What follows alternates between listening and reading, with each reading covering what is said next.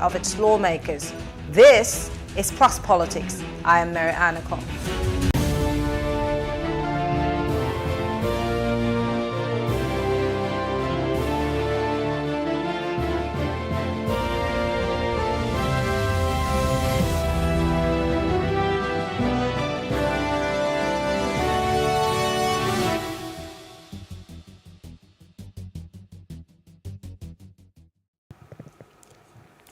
A former governor of Kano State, Senator Rabiu Kwankwaso, was allegedly tidying up to defect from the People's Democratic Party, PDP, to the New Nigeria People's Party, NPP.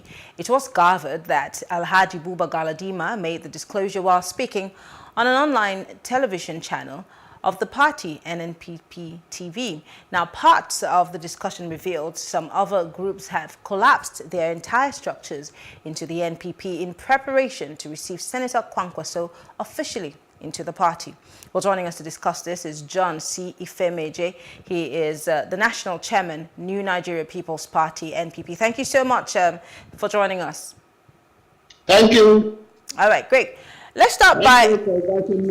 We're glad to have you. Let's start by looking at Mr. Galadima's claim that the party is going to have a lot of other structures collapse into the NPP in preparation to receive former governor of Kano State. Is this true about the NPP? That is an absolute truth. Absolutely, true. Okay. Can you hear me? I'm hearing. I said that is true. Oh, this is true. So the NPP is getting ready to receive the former governor of Kano State, but then the former governor has not said anything as regards his leaving the party. The PDP has also not said anything as regards his leaving the party. Why exactly do you think that he's chosen your party, if this be anything that we should go by? Well, very soon, hopefully very soon, we hear the Excellency coming out in full swing to join our noble party, the NNPP.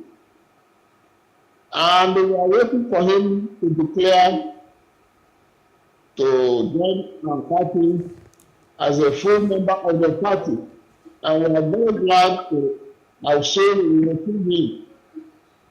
And that is what we're hoping for. If he will join us, we will embrace him and receive him as one of the important persons in the party.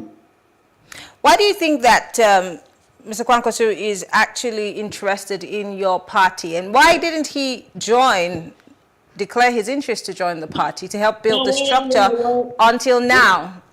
Well, we have been talking, and we know that hopefully he will join us very soon. We have been talking, trying to encourage him to come over to NNPP because, as you all know, NNPP is a tough step that will definitely ensure in giving Nigerians the dividend of democracy. And I think that is what will attract His Excellency to our party.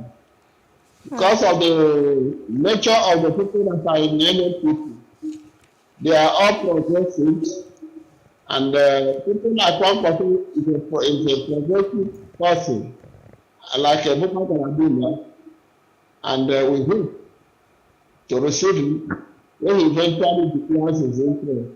But for now, we are hoping, and we are definitely going to receive him with our hands wide open. Before now, the NNPP has not necessarily been a huge party. It was a huge platform. And so I'm guessing that for you, having Senator Kwankwaso, this will be a good thing for you. But let's talk about the parties that Mr. Buba Galadima has spoken of, who might be collapsing their structures into the NNPP. Now, if you've been closely watching what's been happening in Edo State, the same issue of collapsing structures into another party, just as the deputy governor has said that they brought their structure from the party that they left into the PDP, and now the party is having problems. How do you guard against those who are, in quotes, newcomers, taking over the structure that you have already built, that has already existed? Would you be okay with that? I don't think we are afraid of newcomers coming into our party, because anybody that comes to join us will see any newcomer into our party, not just all comers affair. We look at our previous records, and we are not going to throw everything for anybody to grant. If you join the party, you are just like any other member of the party. And how do you think that those who have been? How do you think that those who have been with the NNPP through thick and thin would feel about those who are just coming into the party, and of course the change that might happen within the structure in the party? That is if you're going to do anything about the structure of the party. But if you're not, then you probably do not need to answer this question. But I'm guessing that if you're having high-powered men like Buba Galadima and Senator Kwankwaso within the party, there has to be a rejigging of, the structure of the party to accommodate these people. So I'm asking again, how are you going to deal with the sentiments of those who have been there before them? The party has a lot of factors that can accommodate anybody in their aspiration. And we are not afraid of admitting people, but what we look at is the person's pedigree, past performance, and with that we can determine where the person can fit in. Let me go to what Mr. Buba Galadima had said on that live interview.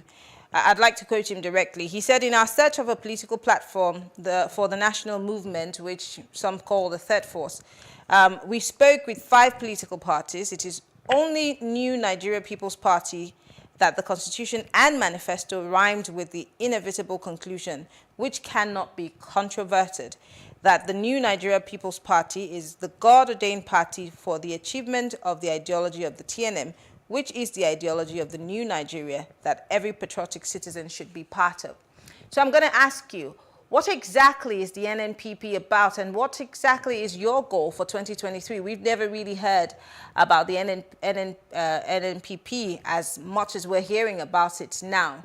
What do you intend? What's the end goal for you at the end of the day? Do you think that you can produce a president that would resonate? And the national movement and that of NNPP have the same kind of objectives, very similar. And that's why we decided to go for NNPP, for us to use it as a platform to go for any elective offices. And the essence of us appealing to Nigerians to support our party and what we are intending to do then, we want to bring back peace to this country, ensure peaceful coexistence of all Nigerians. Because as you know, there has been a lot of problems within the ethnic nationalities that are in Nigeria. And our main objective is to restore peace in the country and be able to recognize every right of individuals that are in Nigeria and give hope to the weak and the underprivileged so that they can achieve their aspirations. And there are so many things Nigerians will get from NNPP. Like? NNPP will promote good governance, accountability, transparency, equity, fairness, and justice. Presently, you know that all those things are not really existing in the country. NNPP will promote the culture and spirit of cohabitation, accommodation, and mutual respect among all citizens of Nigeria, without prejudice to their tribe, ethnicity, place of origin, and religion.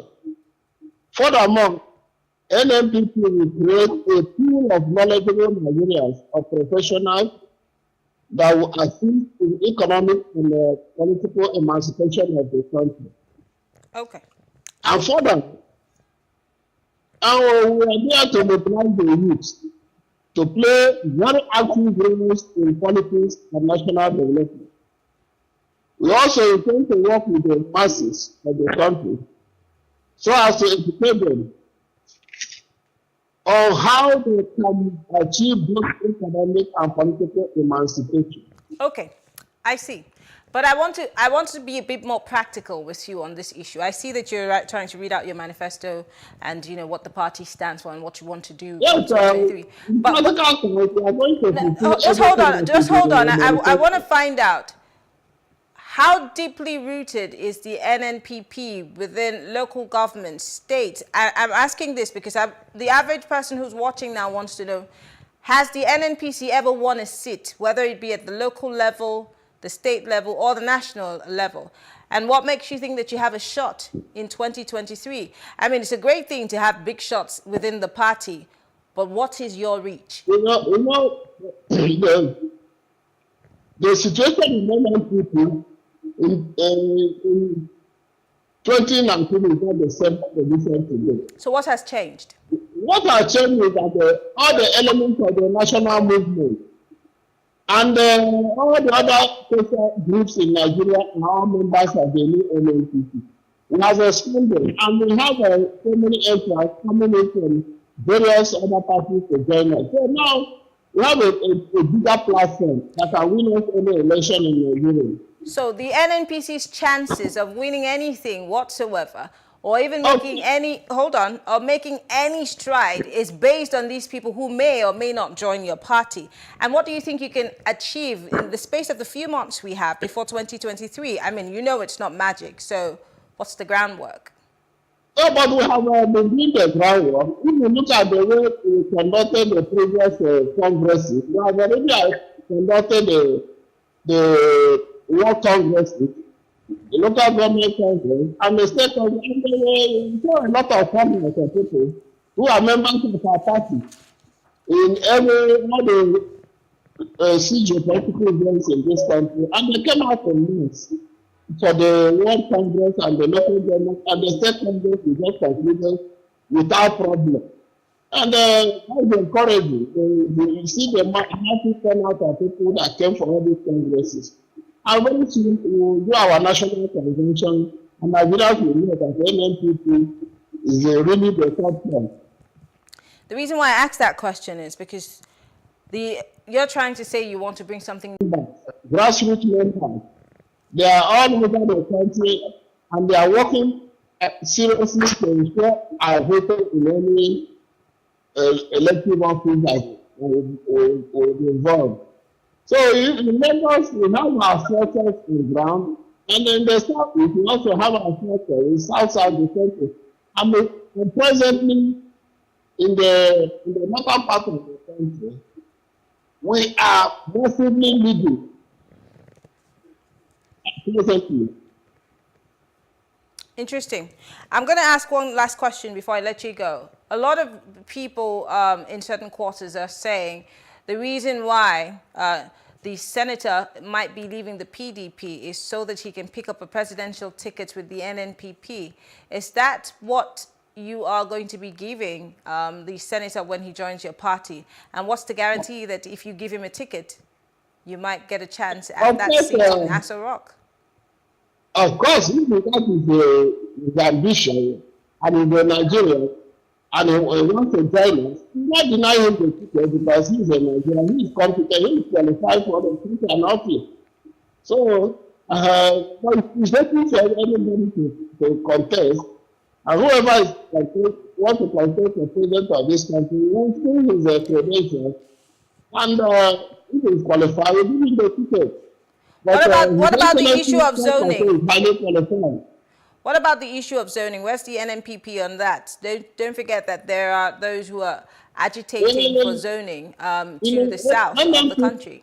NNPP talks about Nigeria, and we are Nigerians. Every zone in Nigeria is important. Whoever wants to come out from any office is allowed to come and contest. It's a democracy. Everything we are doing should be democratic. So if Kwankwaso wants to join us, we will accept him with a very open hand and go for whatever office he wants to go for. Just like any other person who wants to go to that office has a right to go for the office. In democratic process, we don't buy some appointments and say it must be for this reason or must be for this reason. We take ourselves as Nigerians in NNPP and we want the best.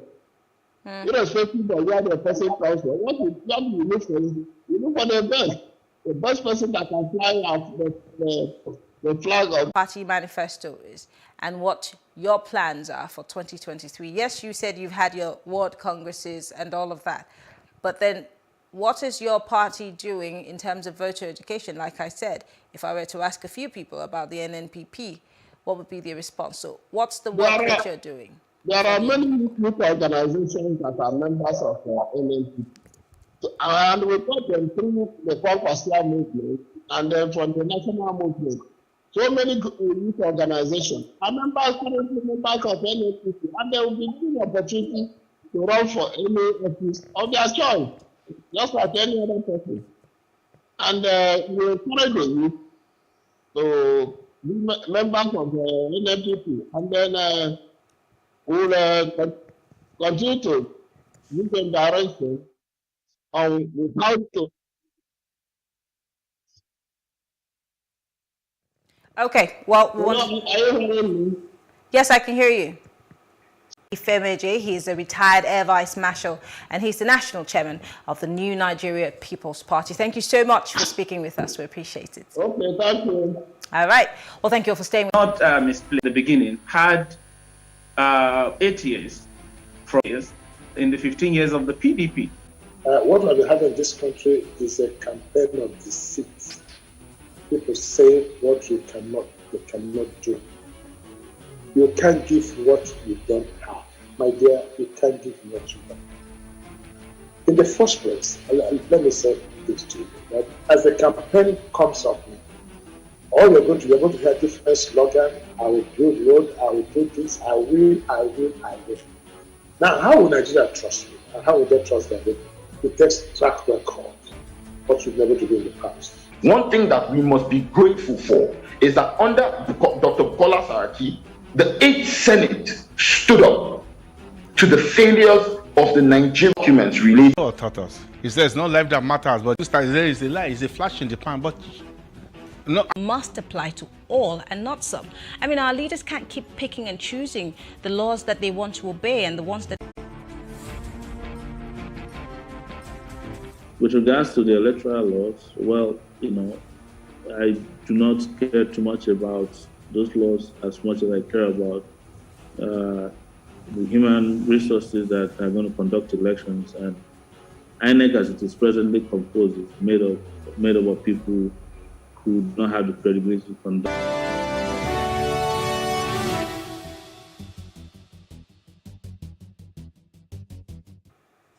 The Federal High Court in Abuja sacked the Speaker of the Cross River State House of Assembly, Eteng Williams, and 70 preliminary objections raised by the sacked lawmakers. He noted that the lawmakers ditched the party even when there was no justification for their action. Well, joining us to discuss this is James Ibo, a legal practitioner, and Jonathan Abang, a journalist in Cross River State. Thank you very much, gentlemen, for joining us. Thank you for having me. Great. I'm going to start with you, James. Let's look at the legality of these defections. This is something that a lot of people have been debating on. Let's start with the Ebonyi State situation. As soon as Ebonyi State is still asking INEC to issue a certificate of... Clearly shows that we still have a lot of work to do with our judiciary, because both the State High Court and the Federal High Court are cause of coordinate jurisdiction. They are in the same level. They are on the same pedestal. So it is sad that on same issues seems to be a judgment influenced. I think NJC and the Nigerian Bar Association has a lot of work to do to ensure that corrupt judges do not. In fact, these days at the Federal High Court, when you're filing any suit, you have to depose an affidavit that there is no other suit and you're not going to duplicate suits. So obviously what happened in the Ebonyi State High Court is a misnomer, and NJC should met out the appropriate sanctions on the offending judge. It's unfortunate, but obviously I think the governor has jettisoned that judgment, has gone ahead, which is the right thing to do, to appeal the Federal High Court judgment. And whether or not he will succeed, the matter is sub judice.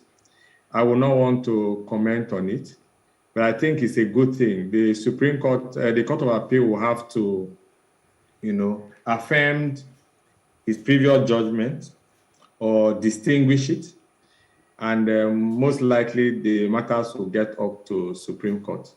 Now, a lot of people have applauded, of course, just as you said, the courts for this judgment, because it's now a precedent for many other cases to